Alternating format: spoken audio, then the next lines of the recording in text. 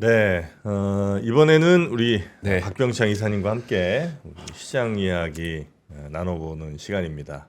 어서 오십시오, 이사님. 예, 안녕하세요. 어서 오세요. 네. 자, 일단 뭐 한 해 오늘이 이제 마지막 장 기준으로 오늘이 이제 마지막 장이 열린 네, 오늘 날인 개장 거죠? 마지막 개장입니다. 네. 자, 그러면 한번 뭐 지난 한 주 뭐 정리를 좀 하면서 예, 한 주 하면서 말씀드리겠습니다. 네. 올해 한 해는 굉장히 힘들었고요. 그리고 뭐 사회적으로도 굉장히 정치적으로도 안 좋은 일이 있었는데 주말에 또 안 좋은 일이 많이 발생을 좀 했습니다. 주식시장에도 계속 그랬었고요. 특히 우리나라 시장은 7월 이후에 계속 하락을 해서 6개월 하락을 한 겁니다. 네. 그래서 이제 많은 사람들이 그런 얘기들을 해요.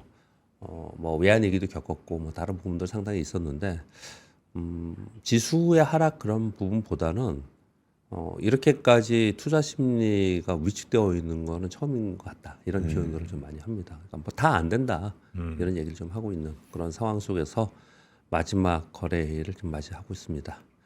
먼저 미국 시장 잠깐 말씀드리면요. 지난 미국 시장은 12월 18일 날 급락을 했죠. FOMC 회의 이후에. 그리고 반등을 굉장히 강하게 했습니다. 그리고 이제 직전 고점 돌파가 이제 신고가이죠. 그냥 거기 가면서 주춤하기 시작을 했고 지난주 금요일 날은 다시 한 1% 전후로 하락하는 그런 모습을 나타냈습니다. 애플이 한 1.3% 하락을 했는데 주간으로 0.4% 올랐고요. 애플은 11월 첫 주 이후에 계속 상승하고 있는 그런 상황입니다. 그래서 애플이 굉장히 강한 모습을 보여주고 있고요. 테슬라는 지난 금요일날 4.9% 하락을 했고요. 주간으로는 2.5% 올랐습니다. 왜 그랬냐면 주중 고점이 플러스 10%였어요.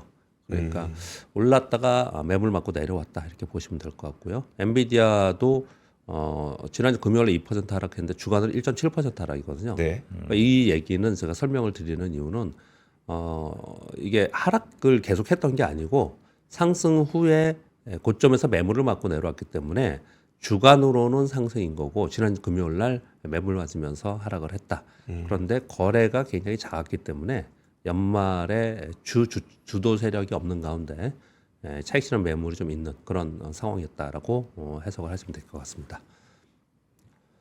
네. 우리 시장은 주간으로는 그냥 보합권 전후에서 움직였는데요. 금요일도 하락을 했습니다.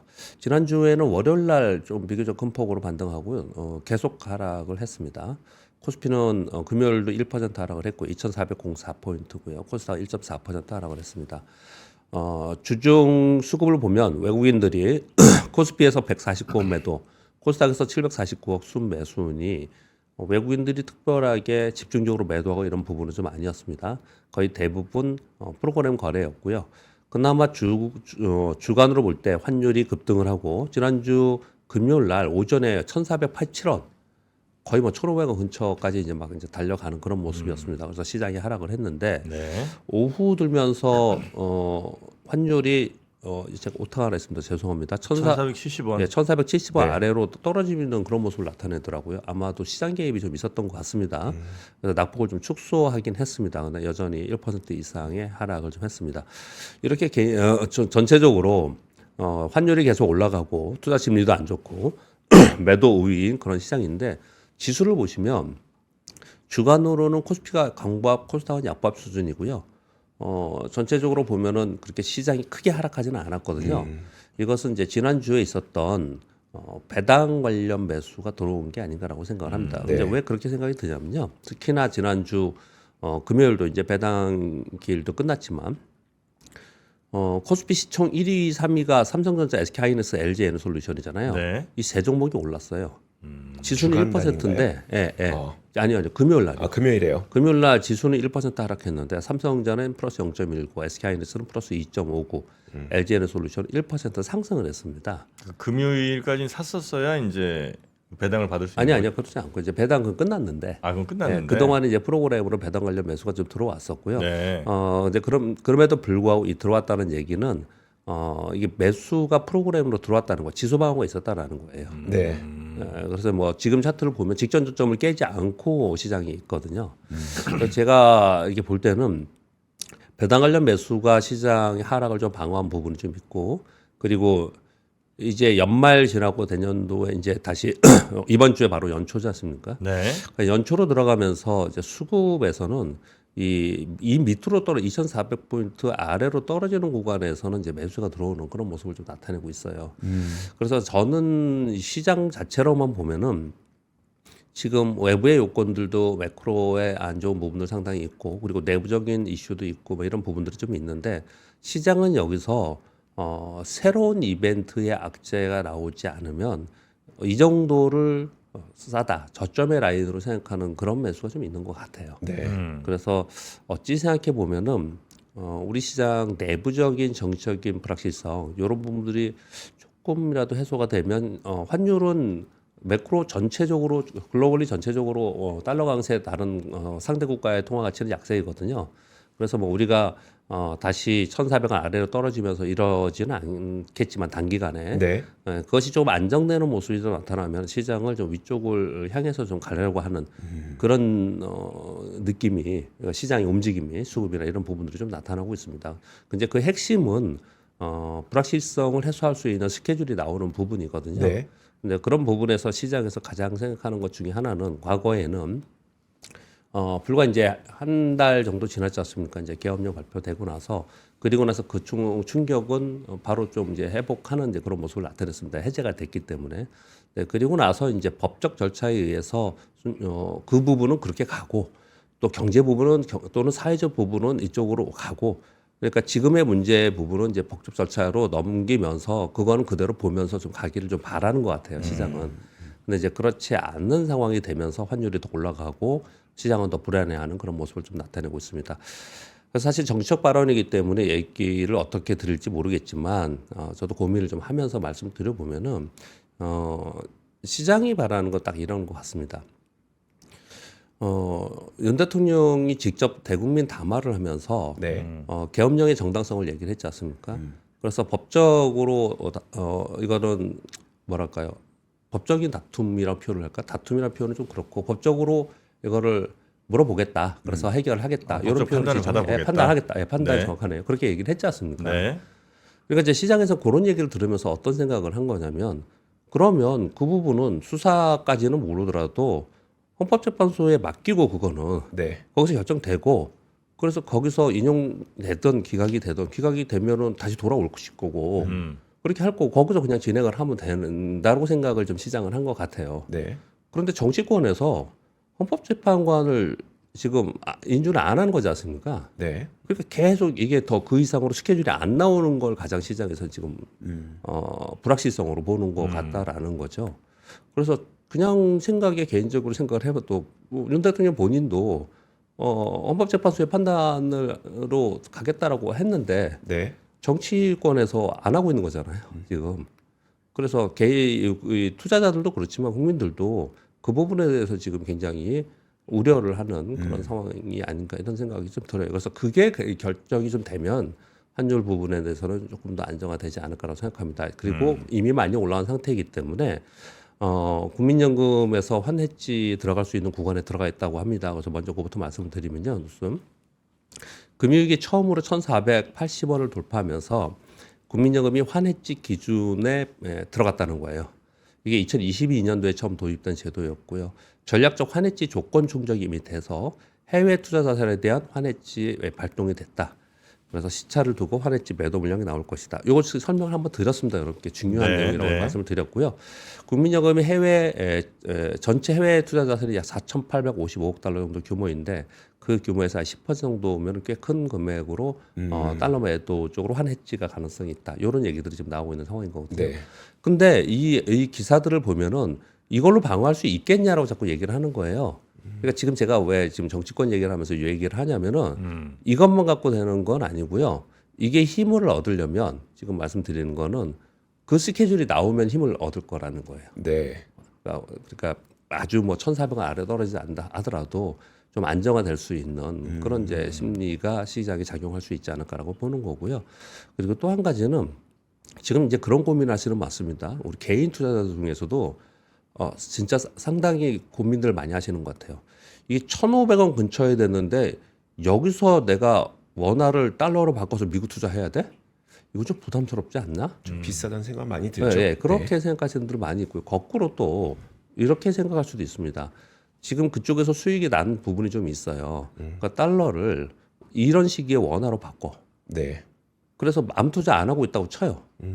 그래서 시간이 좀 지나고 나서 다시 원화가 좀 떨어진 상태에서 원화를 달러로 바꿔서 다시 한다. 그럼 그만큼 또 환차익이 생기는 거잖아요. 네. 지금 그런 고민들을 되게 많이 하고 있는 거거든요.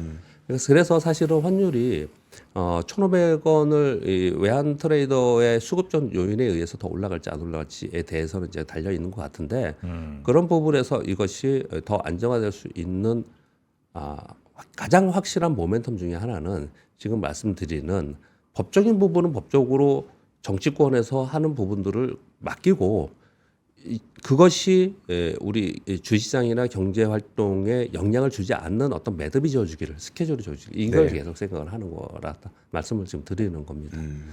그렇게 설명을 좀 드리겠습니다. 근데 그런 것들이 지난주에는 굉장히 오히려 더 불확실성이 커지는 그런 상황이 좀 됐기 때문에 환율이 뭐 거의 1,487원까지 갔었고요. 여기에서는 1,472원으로 끝났고요. 우리 그 금요일 날 장중에 1,487원까지 갔습니다. 그러니까 시장이 뭐 당연히 약할 수밖에 없는 거고요. 그런데 지수는 좀 방어를 했다라는 설명을 제가 지금 드리고 있는 겁니다. 그렇게 말씀을 드리겠습니다. 네. 자, 오늘 올해 마지막이고요. 그래서 뭐 지금 상황이 어떤 것까지 그리고 오늘은 제가 내년도에 뭐 많은 얘기들 하잖아요.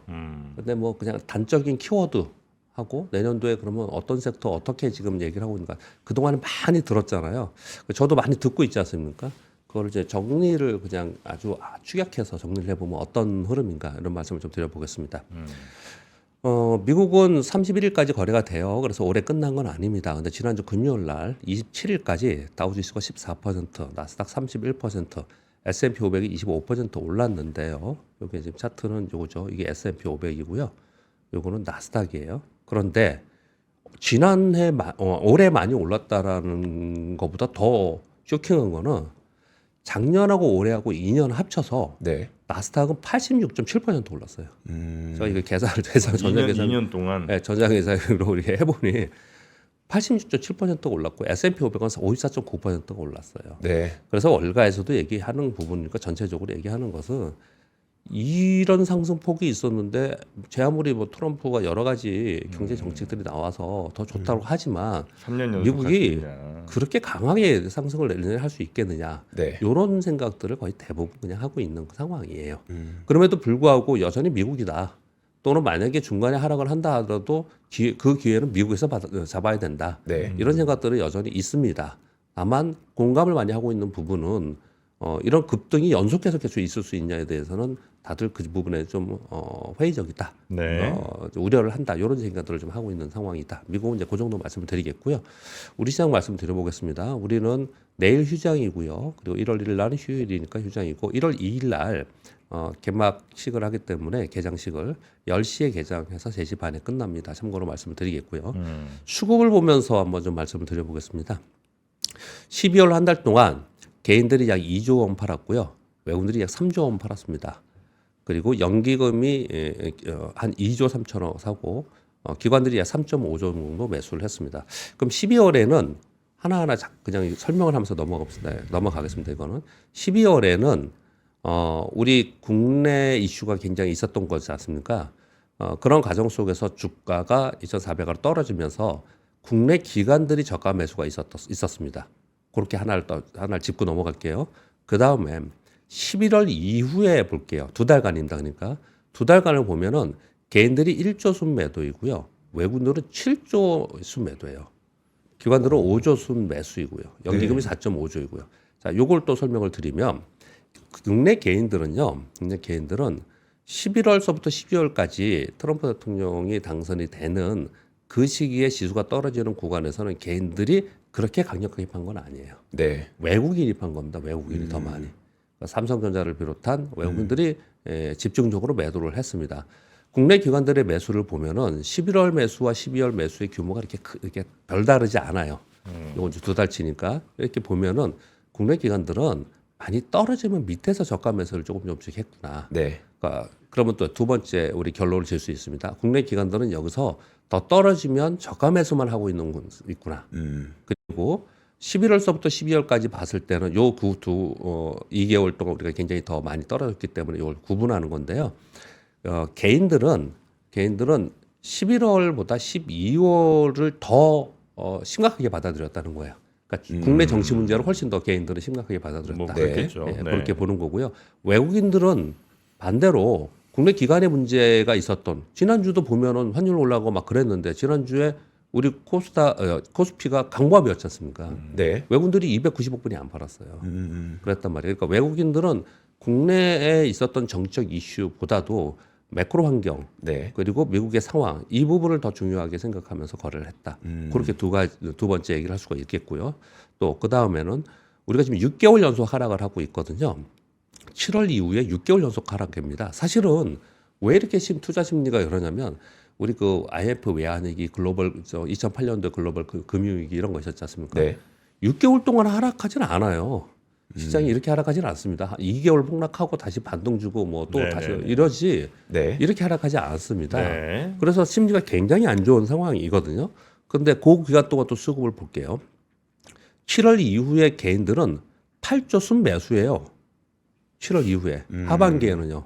그래요. 외국인들이 21조 순매도입니다. 아휴. 기관들이 약 10조 원 정도 순매수예요.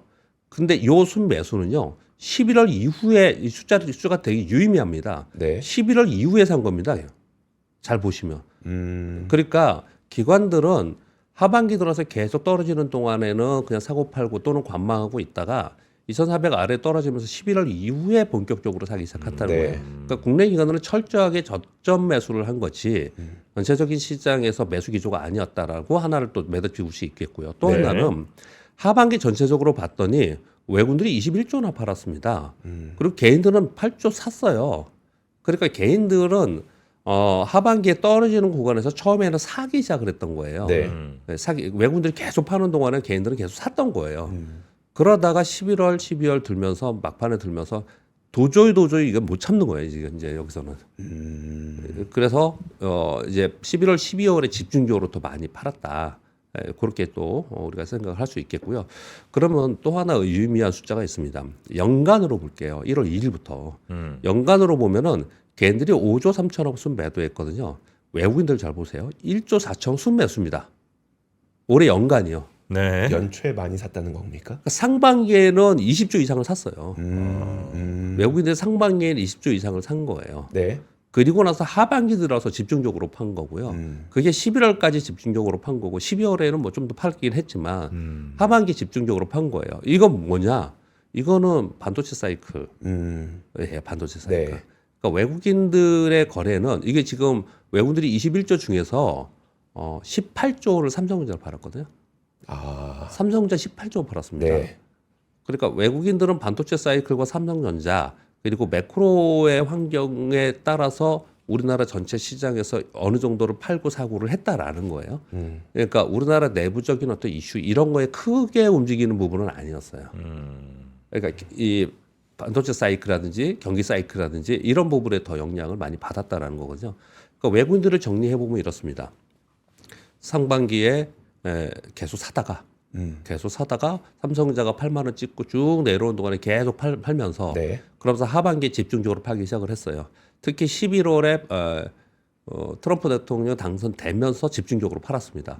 12월에 정치적 이슈가 있었어요. 그래서 팔긴 팔았지만 그 매도는 좀 줄었어요. 네. 이게 지금 외국인이에요. 외국인들이 우리 시장에서 어떻게 거래를 하고 있었나. 이거는 올해만이 아니고 외국인들의 스탠스는 이럴 개연성이 굉장히 높습니다. 앞으로도 그렇고. 네. 그러니까 이벤트를 바라보는 시각이 되게 다르다는 설명을 지금 드리려고 하는 거예요.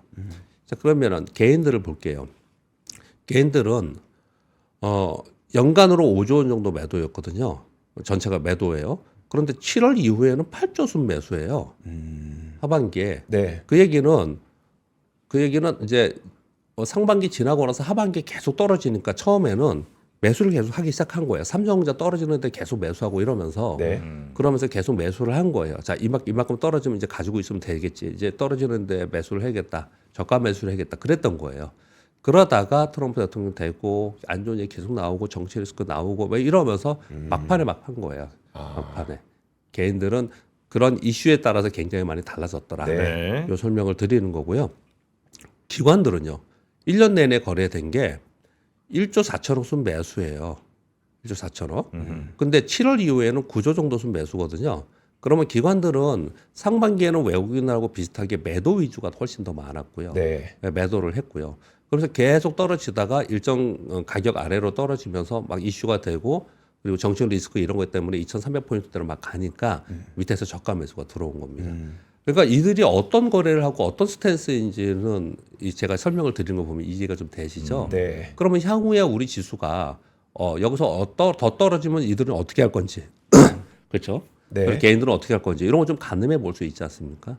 그래서 그런 것들이 이제 참고가 충분히 되시지 않을까라고 생각을 합니다. 네. 두 번째는 지난주 금요일까지 오늘까지 뭐 시장을 봐야겠지만 코스피는 9.43%, 코스닥은 23.1% 하락을 했어요. 제가 이거는 아까 S&P 500과 나스닥 보여드렸고요. 요거는 하나는 더 보여드리면 미국 시장에 전에 제가 한 두 차례 정도 이걸 보여드렸는데 이거 이제 설문조사를 한 겁니다. 투자자들한테 설명을 했. 미국이 노랜딩이 될 거냐, 소프트 랜딩이 될 거냐, 하드 랜딩이 될 거냐를 질문을 한 거예요. 이게 잘 보시면요, 이 회색인 노랜딩이 막 늘어나고 있죠. 그러네요. 이게 저게 8%, 날짜가- 7%, 14, 25, 33으로 늘어났어요. 가장 최근에는 미국 경기 침체로 안 갈 월별이죠, 거고, 저게 월별. 예. 경기 네. 침체로 안 갈 거라는 거예요. 이제 그렇게 많이 바뀌었습니다. 그리고 소프트 랜딩은 뭐 그만큼만 계속 있었고요. 네. 그리고 요 노랜딩이 늘어난 부분만큼 하드 랜딩이 줄었어요. 이런 것들이 지금 미국 시장이 이번에 막판에도 더 올라간 그런 이제 배경이 된 거고요. 노랜딩 의견도 많아지고 노랜딩은 아니더라도 소프트 랜딩 정도 가겠지 하드 랜딩으로는 안 간다는 심리군요. 지금. 예. 미국은 이제 그렇게 지금 바뀌어 있는 네. 상황인 거고요. 자, 이제 미국 그 설명 드리고 우리 시장 설명을 드리면요. 제가 아까 요 설명 드리면서 다시 해볼게요. 우리가 코스피가 9.43%, 코스닥은 23%, 이거 연간으로 지난주 금요일까지입니다. 요렇게 하락을 했습니다. 근데 그 차트를 보여드릴게요. 우리 연간 차트를. 이게 연간 차트입니다. 2000년부터입니다. 24년 동안에. 24년 동안 2000년인데 이거 여러분들이 이제 앞으로 많이 들으실 거예요. 그래서 저도 해석을 하기 위해서 한번 말씀을 드리겠습니다. 많이 들으실 내용인데 뭐냐면 우리 시장이 2000년 이후에요. 2년 연속 하락한 적이 한 번도 없어요. 2년 연속이 없어요? 아니, 한 번도. 여기 보시면 되잖아요. 2년 연속 하락은 한 번도 없습니다. 네. 하락하면 그 어떻든 반등을 그 다음에 하고 그 다음에 하고 뭐 이렇게 했지 한 번도 2년 연속이 없었어요. 저 여기 13년, 십자형 14년. 있는데 요거 2012년 요거 플러스예요. 플러스. 0몇 % 플러스예요. 네. 그러니까 2년 연속이 없습니다. 그런 부분이 있고요. 또 특이한 점 하나는 여러분들이 앞으로 자주 들으실 거예요. 그래서 제가 그냥 설명을 드리는 거예요. 그렇게 된다는 게 아니고요. 왜냐하면 이런 얘기하는 사람 많잖아요. 유튜버들 중에. 네. 그래서 제가 설명을 드리는 거예요. 또 하나는 2000년부터 2024년, 24년 동안 제가 텍스트를 보여드릴게요. 2011년 한 해 빼고 짝수에 다 하락했어요. 2011년 요 하락 있죠. 네. 요게 홀수 2011 홀수회잖아요. 네. 요거 빼고 음봉은 이게 빠진 건 전부 짝수에 빠졌습니다.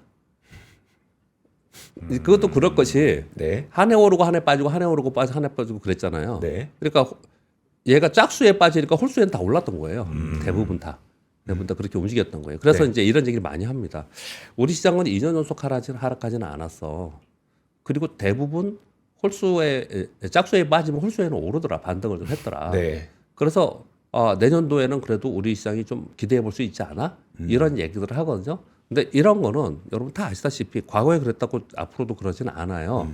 그런데 의미는 있는 겁니다. 왜 의미가 있는 거냐면 시장은 수익률을 추정하면서 돈을 움직여요. 글로벌리 자금도 그렇고 다들. 어디가 더 수익률이 있느냐. 네. 어디가 더 저점 방어를 하고 거기서 수익률이 수익을 낼 수 있느냐에 따라서 자금은 움직이지 않습니까?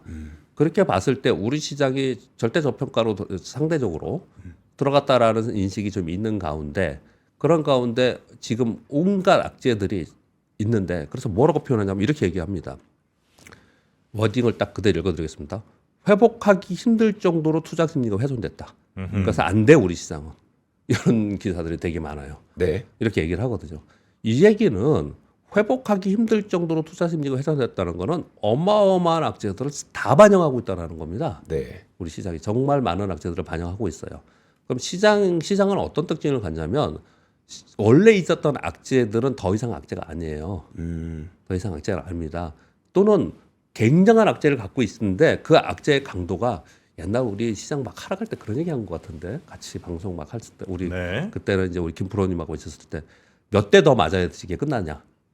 전 프로님 기억나세요? 몇 대 더? 네. 근데 지금 한 4대, 6대 맞았는데 10대가 나는 10대만 생각하고 있어. 네. 근데 사실은 30대면 어떡하냐? 이런 생각들 되게 많이 했지 않습니까? 네. 그러니까 우리 시장이 온갖 악재를 갖고 진짜 다 두들겨 맞는 거잖아요. 그렇지 않습니까? 네. 여기서 새로운 악재들이 나오면서 있을 때는 시장은 반영을 해요. 그런데 내가 10대 맞을 거라고 생각했는데 나 뚜껑을 열어보니까 이제 8대 끝낸대. 이러면 실제로 맞는 한이 있어도 시장은 거기서 또 네. 좀 찍거든요. 지금 우리 시장은 그런 상황이에요. 안타깝지만 그런 상황이다라는 걸 이런 워딩으로 얘기합니다. 지금 이런 워딩들은 제가 써온 게 아니고요. 그냥 보고서나 이런 기사들 볼 때 좀 임팩트 있고 여러분들이 이해하기 쉽게 쉬울 것 같아서 이런 워딩을 가져오고 있는 거고요. 네. 또 하나는 이걸 제가 몇 차례 말씀드리고 있습니다. 위로 높지는 않지만 낮은 수준에서 출발한다. 이거 비슷한 개념이에요. 지금 계속 우리 시장이 어떤 상황이었고 그리고 짝수에 그렇게 떨어졌더라. 위로 그리고 높진 않지만 낮은 수준에서 출발한다는 게 예. 뭐 올라갈 건 없는데 뭐 더 낮은 수준에서 그러니까 이보다 더 낮은 수준에서 시작을 할 거란 말씀이신가요? 지금 아니요. 지금 수준이 낮다라고 표현하는 지금 거죠. 현재 수준이 예, 낮고 이제 오늘 끝나면은 이제 1월 1일부터 시작을 하는 거지 않습니까? 네. 이 지수 영역이 낮은 곳이다라는 표현을 쓰는 그렇죠. 거예요. 근데 이제 위로 가봐야 갈 게 없다 별로. 위로 아주 높지 않을 거다 이런 표현을 지금 제일 많이 하고 있어요. 네. 그러니까 지금 이것들을 전체적으로 해석을 해보면 그냥 뭐 남들이 하는 얘기를 제가 전해드렸지 않습니까? 그리고 정리를 좀 한 거고요. 우리는 그러면 어떤 전략을 이걸 가져가야 되느냐? 뭐 여러분 스스로 하시면 돼요. 그런데 이제 저의 집을 이제 드리면 이런 거죠. 위로 아주 높지 못하대. 이 얘기는 무슨 얘기냐면 대세 상승으로 가거나 아주 강한 상승은 못한다라는 표현이에요. 시장이 다 같이 오르진 못한다는 거죠. 예, 그런 표현이에요. 근데 상당히 낮은 수준에서 반등을 해 나간다 이런 얘기를 좀 하고 있는 네. 것 같습니까? 그리고 온갖 악재들이 반영이 됐다는 거잖아요. 그래서 이 기존에 반영되었던 악재들이 확실해지거나 아니면은 해소되는 게 조금이라도 나오면은 그 섹터가 좋아지든지 아니면은 종목이 좋아든지 이런 과정을 좀 겪을 가능성이 2025년도에 가장 많다라는 거예요. 대표적으로 뭘 말씀드리려고 하냐면 이런 거예요. 반도체, 2차 전지 이런 데 온갖 악재들이 다 있잖아요. 네. 그렇죠. 근데 그 악재들이 막판에 2011년부터 더 많이 빠졌어요. 그 이유는 트럼프 대통령이 됐기 때문에 트럼프 정책 때문에 그랬지 않습니까? 네. 그럼 실제로 트럼프 정책이 나왔을 때 그들이 그 정책 나왔으면 더 빠질 거냐? 기존에 있는 거 가지고 더 빠지지 않을 가능성이 있다는 설명을 드리는 거예요. 시장에서는 그런 걸 바라보고 움직일 가능성이 있다. 이런 부분들을 2025년도에 우리는 어떻게 대응할까는 설명을 좀 드리는 거예요. 네네. 그리고 지금 이지호 기자님 말씀하신 대로 위로 높게는 못 봐요. 그 얘기는 시장이 랠리를 펼치는 못한다라는 거거든요. 그런데 시장은 어떤 특징을 갖냐면요. 하락을 많이 했다 하더라도 거기서 더 이상 빠지지 않으면 종목 장세는 또 벌어져요. 네. 그래서 우리 2018년도에 우리 시장이 굉장히 안 좋았거든요. 네. 2018년도에 그런데 5배, 10배씩 한 섹터가 생겼죠. 남북 경협주라는 게 생겼습니다. 이 시장이 아래에서 있었을 때는 그런 테마나 그런 일들이 벌어지거든요. 네. 그러니까 지금 우리나라에서 투자하시는 분들은 그런 쪽에 그러니까 섹터 종목 쪽으로 집중해야 되지. 시장은 이 상황 속에서 물론 여러분 지금도 그러시겠지만 시장을 바라보고 이제 시장이 좋아지겠지 그러면 뭘 하지 이렇게 해석하면 안 된다라는 것들을 지금 많은 사람들이 얘기를 좀 하고 있는 상황입니다. 네. 그렇게 말씀을 드려보도록 하겠습니다. 아마 여러분들 이거 많이 들으실 거예요. 2000년 이후에 사실 굉장히 긴 기간 있지 않습니까? 24년 동안 실제로 2년 연속 하락이 한 번도 없었고요. 그 얘기는 그 전에 많이 빠졌기 때문에 그 다음에는 저가 매수가 들어와서 반등을 조금씩 했다 이런 네. 거예요. 큰 기대를 하지 않는다. 이 설명을 계속 드리는 거예요 지금. 예, 그렇게 말씀을 드리겠습니다. 네. 그리고 뉴스하고 오늘 뉴스는요 뭐 당장 오늘의 뭐 그런 부분보다는 세상이 이렇게 지금 돌아가고 있다. 이런 내용들이나 네, 그러면은 지금 시장에 대한 설명을 좀 드렸는데 그럼 어느 쪽 섹터나 어떤 쪽으로 우리가 좀 볼까 이런 부분들을 좀 말씀을 드리려고 하는 건데 1번 뉴스는 좀 말씀드렸고요. 2번은 테슬라를 봐야 된다는 얘기를 되게 많이 하죠. 실제로 그럴 가능성이 상당히 있는 것 같습니다. 관련된 뉴스 중에 하나만 일단 픽을 해온 건데요. 테슬라가 도조 슈퍼컴퓨터에 테슬라의 고성능 HBM4 칩을 통합할 거다. 그래서 AI 칩을 통한 미래 기술 경쟁력 강화를 위해서 하고 있다. 즉 완전 자율주행 기능을 위한 신경망 훈련에 활용할 것이다라는 거예요. 그래서 삼성전자와 SK하이닉스 HBM4 샘플 요청을 하고 있다. 그래서 AI와 슈퍼컴퓨터용 차세대 HBM4 메모리 확보 경쟁은 내년에도 이루어질 것이다. 이런 얘기를 하거든요. 이런 HBM 얘기가 들어가 있는 것 같지만 저는 이걸 어떻게 해석했냐면 그 다음에 이제 요거랑 같이 봤는데 이게 지금 어떤 보고서에 있는 거 제가 하나 캡처해 왔는데요. 테슬라 밸류 체인이 끌고 갈 거다. 그럼 테슬라 밸류 체인이 뭐냐? 전기차 부분, 배터리 포함한 그리고 자율주행 부분, 그러니까 차량용 반도체와 자동차 부품 이쪽으로 테슬라가 성장하고 있는 그런 상황이기 때문에 여기에 밸류 체인 그동안에 우리 잘 보시면 엔비디아 밸류 체인, 애플 밸류 체인 네. 계속 그랬잖아요. 네. 그러니까 우리는 내년도에는 테슬라 밸류 체인을 보자. 라는 걸 하나로 갖고 가자고 결론을 매듭을 하나씩 생각을 해보자는 거예요. 네. 테슬라 밸류 체인으로 계속해서 내년에는 한번 우리가 관심을 가져보자. 이런 게 하나가 좀 있는 거고요. 두 번째는 조선 얘기를 많이 하지 않습니까? 네. 그리고 요즘 많이 올라왔잖아요. 네. 그래서 조선 쪽 애널리스트 분들도 지금 가격이 좀 부담스러운 부분도 있지만 그래도 지금 아주 높은 가격은 아니다. 이런 표현을 쓰지 않습니까? 거의 관련된 뉴스가 또 두 가지가 있었는데 하나는 1월 3일부터 우리나라입니다. 자율운항 선박법이 시행됩니다. 그래서 국내 조선업계에서 자율운항 선박 상용화를 위한 기술 개발 테스트 들어간다. 이 얘기 좀 합니다. 이거 당연히 그렇게 할 가능성이 더 있겠죠. 선박 같은 경우가 예. 차라리 자동차보다 그렇죠. 훨씬 더 훨씬 자율운행하기가 맞습니다. 좋죠. 네. 맞습니다. 그리고 4번 뉴스는 한국경제 약 단독으로 좀 나온 뉴스인데요. 이름이 긴데 영어가 좀 우리가 생소해서 제가 영어로 써오지 않고 우리말로 그대로 풀어왔습니다. 해상풍력 발전기 설치선. 배가 나가가지고 아, 네. 네. 해상풍력 있잖아요. 네. 발전기를 거기다 설치를 하는 거예요. 네. 밑에다가 해저에다가. 이게 우리나라가 작은 건 있었는데 대형이 없었다라는 거예요. 그래서 그동안 대형 해상풍력 발전기 설치선이 없어서 이거 유럽이나 중국에 다 뺏기는 거 아니냐. 특히 이제 거의 중국에 뺏기는 거 아니냐는 우려가 그동안에 있었어요. 그래서 이번에 하나오션과 삼성중공업이 어떤 기업 여기 지금 실명은 안 나왔는데 국내지 에너지 기업으로부터 각각 한 척씩 규모는 한 7천억에서 8천억대는 한 척씩 수주를 받았다는 뉴스가 좀 나온 거거든요. 네. 근데 이 규모 자체가 그렇게 큰 건 아니지만 왜 이게 의미가 있냐면요. 이번 수주를 계기로 한국 해상풍력 시장의 자립 토대가 마련됐다. 요 얘기를 좀 하는 거고요. 이 해상풍력 발전기 설치선이라는 거는 여기 가로쳐서 설명을 해놨는데 해상풍력 발전기를 바다로 운반해서 설치하는 특수 선박을 얘기하는 겁니다. 네. 그런데 우리가 자립 토대를 마련했다는 게 의미가 하나가 있는 거. 또 하나는 뭐냐면 해상풍력 발전기 설치하려면 해상의 지형을 보고서 거기에 설치해야 하잖아요.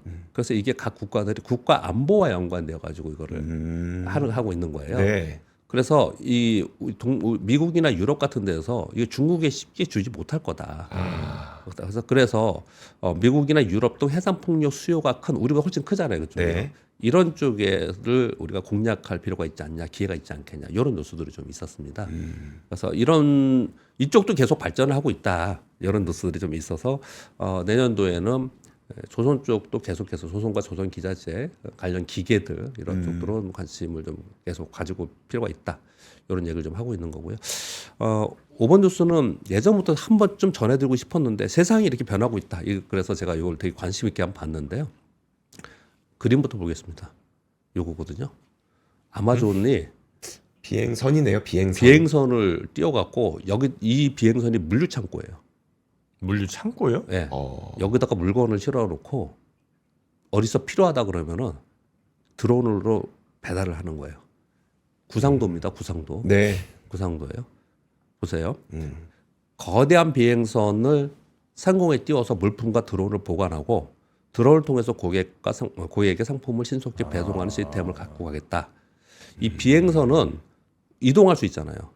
특정 지역의 수요에 따라서 이동이 가능하고 어차피 드론이야 이제 원거리는 못 가니까 예. 근거리 짧게 이제 예. 배달해 주는 거고. 예, 예. 이렇게 만약에 이게 성공하면 네. 물류 효율성 생기죠. 그리고 지상 창고가 없이 넓은 지역을 얘들이 옮기면 할 수 있기 때문에 네. 아이디어가 이런 아이디어를 한다는 게 대단하죠. 저는 이걸 보면 되게 깜짝 놀랐었어요, 사실은. 상상력이 진짜 네. 대단하네요. 네. 근데 야, 저게 가능한가? 근데 예전에 네. 아니 뭐 이 얘기는 아닌데 예전에 그 룬 프로젝트라고 혹시 기억나세요? 눈이요? 예. 그 통신 위성을 네. 풍선에다 매달아서 네. 전 지구에 다 띄운다. 네. 라고 했던 아이디어를 제시했던 게 구글하고 네. 또 그 원웹인가 있었는데 그걸 결국은 스타링크가 지금 네, 일론 머스크가 했잖아요. 하고 있는 네. 것처럼 네. 이게 지금 아이디어 단계에서는 네. 웃음이 나올 수도 있는 것 같은데 누군간 아 이거는 아주 허황된 건 아닌 것 같아요. 이건데 이거는 충분히 할 수 있는 네, 네, 그런 내용. 근데 이 규제나 법적인 문제가 많이 있을 것 같아요. 오히려 이게 보면 이 부분은 그럴 것 같은데 그렇겠네요. 예, 이런 아이디어를 내놓는다라는 설명을 좀 드리고 있는 거고요. 네. 그래서 지금 이제 몇 가지만 뉴스는 전해드렸는데요. 오늘 연말이라서 그동안에 여러분께 했던 얘기들이에요. 그런데 다시 한번 정리해서 말씀드려보겠습니다. 결국은 기술 발전이 어디로 가고 있냐라는 건 정해져 있어요. 사실은 보면은 네. 전기차 전환과 에너지, 그리고 LLM 개발, 그리고 우주항공, 그리고 자율주행 로봇 특시, 데이터 확보, 완전 자율 기술, 그리고 휴머노이드 로봇. 얘가 한마디로 표현하면요, 그냥 이거예요. AI 기능을 탑재한 완전 자율주행 휴머노이드 로봇. 저는 기술자가 아니잖아요. 그래도 그냥 투자자 입장에서 계속 이거 보면은 결국은 일이 가는 거예요. 이쪽으로 가고 있는 거잖아요. 그런데 지금 테슬라가 부각이 되고 있는 상황이지 않습니까? 네. 테슬라가 지금 일론 머스크가 했던 게 다 이겁니다. 여기 들어가 있는 거예요. 그래서 향후에 뭐 월가에서는 앞으로 4년 동안 테슬라의 밸류체인만 봐라 이런 보고서가 막 나오고 그런단 말이에요. 그러니까 이거는 테슬라 일론 머스크가 아니더라도 세상은 이쪽으로 지금 가고 있는 건데 요번에 트럼프 대통령이 되면서 이게 가속화되는 거지 않습니까? 네. 그러니까 내년도에 이쪽을 계속해서 집중적으로 봐야 된다 이 얘기를 할 수 있는 거고요. 그리고 관심 섹터라서 제가 여러 강연회나 지난번에 우리 3프로에서 했던 강연에서도 이 말씀 좀 드렸는데 한번 그냥 의견을 오늘 마지막 거래일로 해서 말씀을 드려보겠습니다. 네. AI 소프트웨어는 글로 가겠죠. 너무 많이 얘기해 주셔서 그런데 하드웨어에서 이제 하드웨어 가격이 떨어지면서 소프트웨어로 갈 수밖에 없는 거고 그래서 AI 헬스케어 자율주행 로봇 핀테크 이게 지금 말씀드린 이 내용이잖아요. 이거잖아요. 이거는 내년에 계속해서 이슈가 되고 각광을 받을 것 같아요. 근데 요 말씀을 드리면 저한테 질문하시는 분들이 있어요. 그럼 이것 역시도 미국의 빅테크들이 다 주도하는 거지 우리나라 기업에 이게 뭐가 있어요라고 질문하시는 분들이 있어요. 근데 있긴 있습니다. AI 헬스케어 제가 딱 생각해봐도 한 20, 30개, 자율주행에도 한 10개, 뭐 로봇 한 10몇 개, 네. 뭐 핀테크 한 20, 30개, 뭐 종목이 있긴 있어요. 근데 우리 투자하기가 되게 어렵죠. 현실적인 걸 말씀드립니다. 왜냐하면 네. 얘들이 다 적자야. 네. 이익 내는 들이 별로 없어요. 네. 그래서 야 이익은 안 나는데 이 기업이 진짜로 성공시켜야지만 이게 우리 투자 성과가 나오는 거잖아요. 네. 그게 굉장히 어려워요. 그래서 저는 요 말씀을 드릴 때 항상 어떻게 설명을 드리냐면 먼 미래에 어마어마한 회사가 될 거야라는 걸 바라보고 투자하기는 어려우니 그렇게 말고 이들이 지금 뭘 해서 예를 들어서 뭐 로봇이다 그러면 협동 로봇에 들어가서 당장 수익은 이만큼씩은 어느 정도 매출이 일어나면서 성장하는 애들 있잖아요. 그런 쪽으로 조금 보수적으로 본다면 그런 쪽으로 접근을 좀 해봐도 되지 않을까 그렇게 생각을 좀 하고 있는 거고요. 네. 그래서 여기는 이제 주축이 될 것 같고요. 이 부분이. 그리고 바이오시밀러 쪽은 CDMO하고 요거는 미국이 대중국 견제에 되게 강하게 아마 요번에 반도체가 아니고 이쪽일 것 같아요. 네. 그래서 이쪽이 대중국 견제하면서 기회 요인 또는 오리지널 약제 특허 만료된다는 여러분 아시죠? 2027년도에 대규모로 됩니다. 그래서 바이오시밀러하고 CDMO 쪽은 기회가 되지 않을까 이렇게 생각하고 조선 말씀드린 바와 같이 트럼프 에너지 정책 때문에 조선 여전히 계속 좋은 상태예요. 여러 가지 뉴스가 좀 나오고 있는 거고 그리고 전력기기에 있는 송배전하고 변압기 아까 말씀드렸듯이 해상풍력이 있잖아요. 네. 만약에 해상풍력이 저게 잘 돼갖고 유럽이나 미국, 우리나라 전 해상풍력이 어느 날 갑자기 이슈가 돼서 누구나 다 하겠대. 그러면 그것도 중요하지만 뭐가 더 중요할까요? 이거 송배전 어떻게 할 거예요? 해저 케이블 해가지고 가져와야 될 거 아닙니까? 이런 것들이 다 연관되어서 에너지 정책 확장 정책에 들어가는 쪽은 계속해서 관심이 있을 것 같다. 이렇게 생각을 좀 하고 있고요. 그리고 화장품 질문도 많이 하세요. 막 올라갔다 화장품도 많이 빠지고 그랬거든요. 근데 화장품 저는 어떻게 생각하냐면 얘들도 약간 뭐랄까 좀 단기간에 올라온 부분이 좀 있거든요. 그리고 개별의 중소기업들이 많이 올라왔잖아요. 네. 근데 걔네들은 업황이 조금만 나빠지면 또 타격을 많이 받아요. 그래서 타격을 덜 받으면서 미국의 생산 기지가 있는 데는 우리나라의 ODM 업체들입니다. 네. 그래서 ODM 업체들 위주로 보시면 좀 비교적 안정적이지 않을까 이런 생각을 좀 하고요. 그리고 ESS는 뭐 전력기계 같이 넣으면 될 것 같고 설명을. 그리고 기계 장비 있지 않습니까? 기계 장비도 가만히 생각해 보면은 그냥 정말 상식적으로 생각해 보면 데이터 센터 많이 져야죠.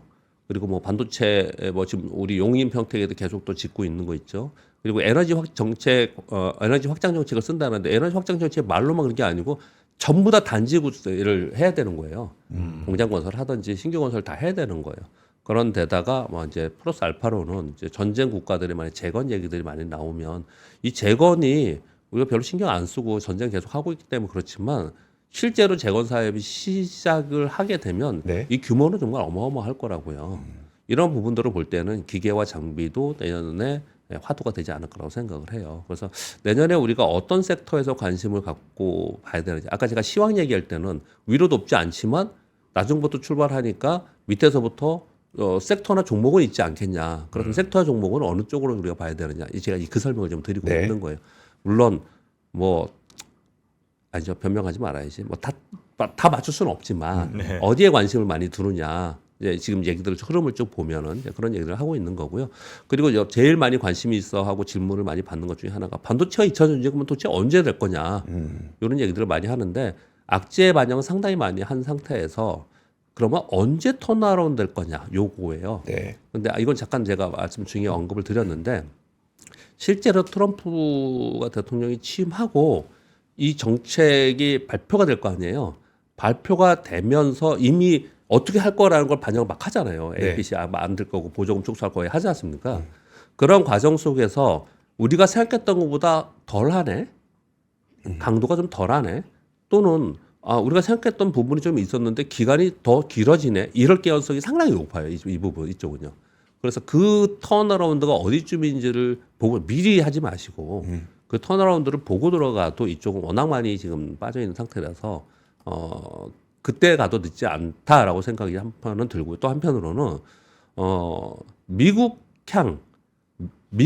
현지의 공장 또는 미국 빅테크향 장비 부품주 위주로만 해야 되지 않을까. 어쩔 수 없이 내년도에는 뭐 그런 생각이 듭니다. 네. 자, 우리 박병찬 이사님 올 한 해 정말 저희가 많이 좀 의지를 했고, 네, 그리고 또 의지한 것 이상으로 또 많은 도움을 좀 주셔서 저희가 다시 한번 네. 우리 시청자분들 그리고 저희 제작진 모두를 좀 대표해서 진짜 감사하다는 말씀을 꼭 전해드리고 싶습니다. 네. 분위기가 조금 더 좋았다면 더 좋을 텐데, 네, 그렇죠. 좀 아쉬움이 좀 남습니다만 하여튼 올해 너무 고생 많으셨고 내년에도 잘 부탁드린다는 말씀 네. 이렇게 면목 없지만 드려보겠습니다. 네, 대단히 고맙습니다. 예, 감사합니다. 네.